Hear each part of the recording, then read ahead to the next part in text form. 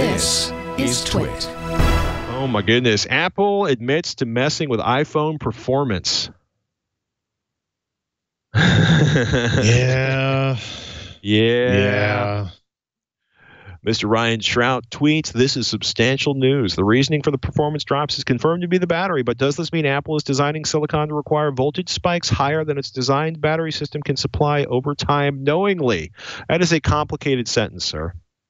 It is. So the background of this is, so for many years, people have complained and theorized that Apple was somehow purposely slowing down their devices in order to incentivize them to upgrade to the next generation of iPhone, right? So there's always this kind of feeling that people had that their phones were getting slower over time without a whole lot of proof as to how or why or anything like that. So recently, what happened, actually, this all happened in the span of like 2 days, which is amazing. Somebody on Reddit was complaining about their phone being slower than they thought it would be, and benchmarking it and kind of showing that it didn't match the performance scores that these phones indicated they would have when they were new.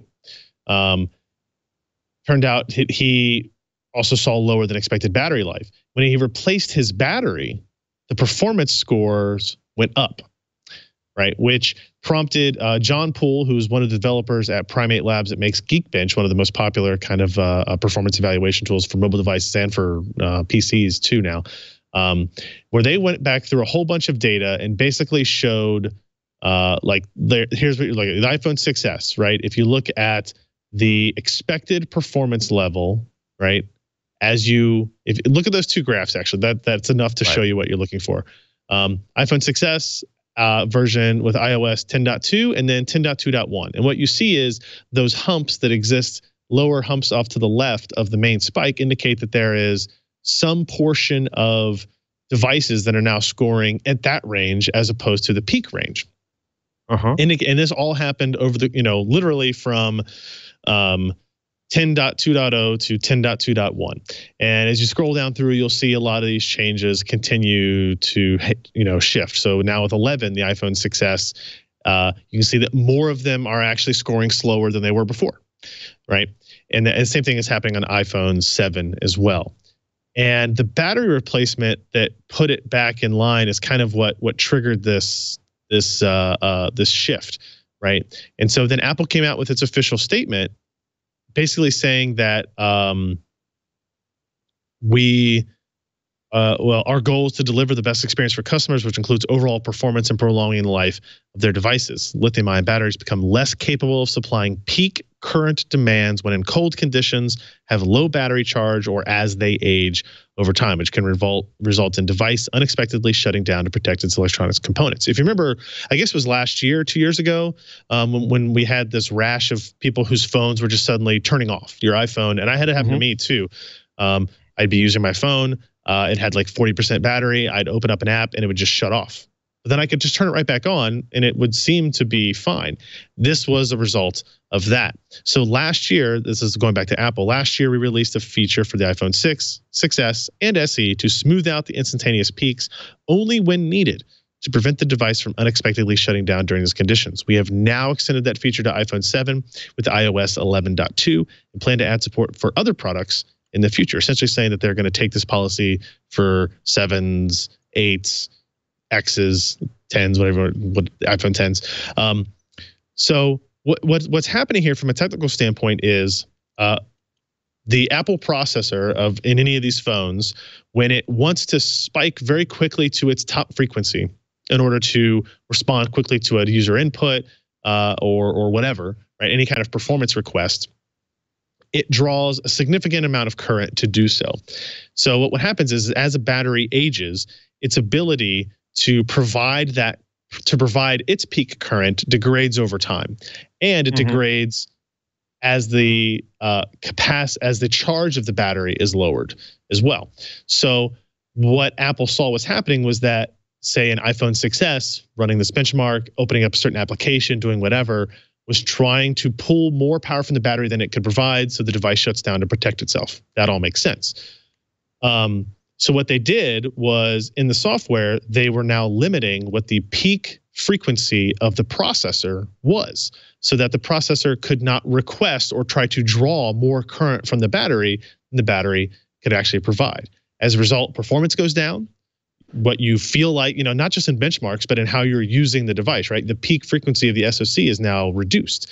And as you saw from those graphs where there are multiple peaks, multiple humps, it was doing it in multiple steps. It wasn't just like, oh, we took it from 2.2 to 2 gigahertz. It was like, well, okay, if the battery was at state 1, it was at 2 gigahertz. If the battery was down to state 2, we take it down to 1.8 and then down to 1.6 or whatever. I don't know the exact numbers, but it's clear that they were monitoring the kind of average or median battery output capability over time and adjusting in software through these software updates and lowering maximum performance in order to prevent, damage to devices or unexpected shutdown. So the conspiracy theory that we've had for so long that Apple was releasing software updates to lower your performance as new phones came out was 100% true.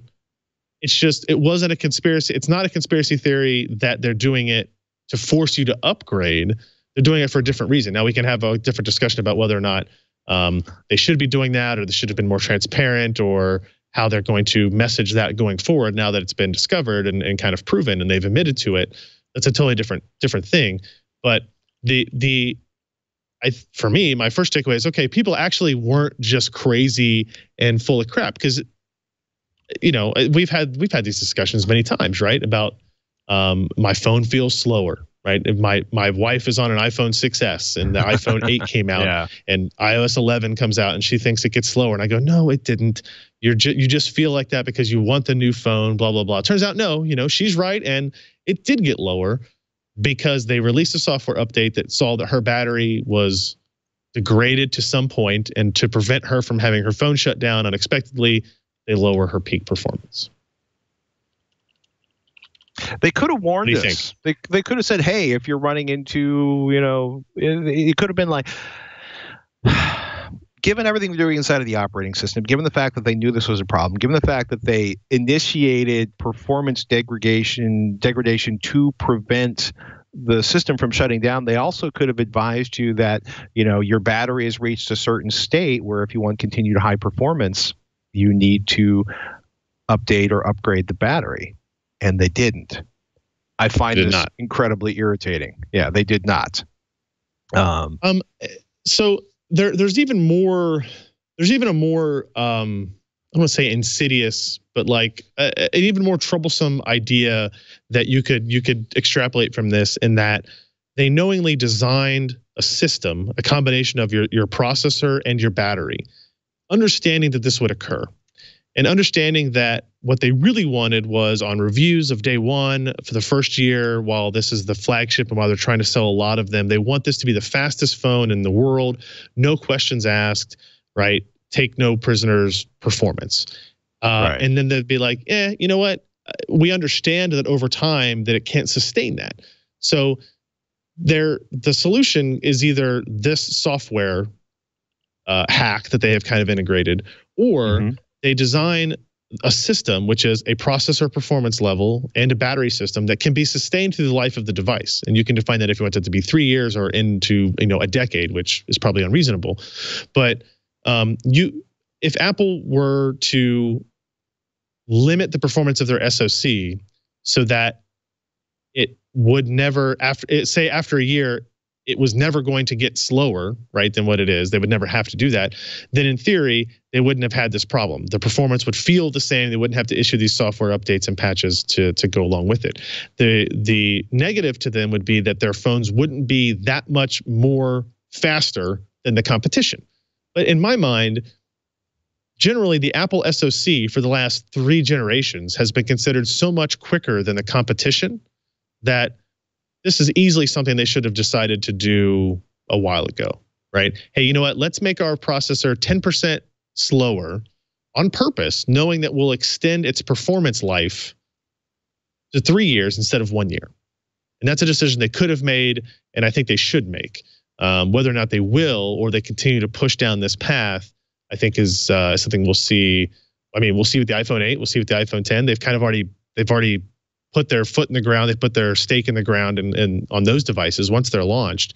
But with whatever comes out next September, will they take this into consideration when they develop that and pitch it and sell it and go into advertising and all their perf stuff? But this is me not holding my breath. Yeah, I can see that.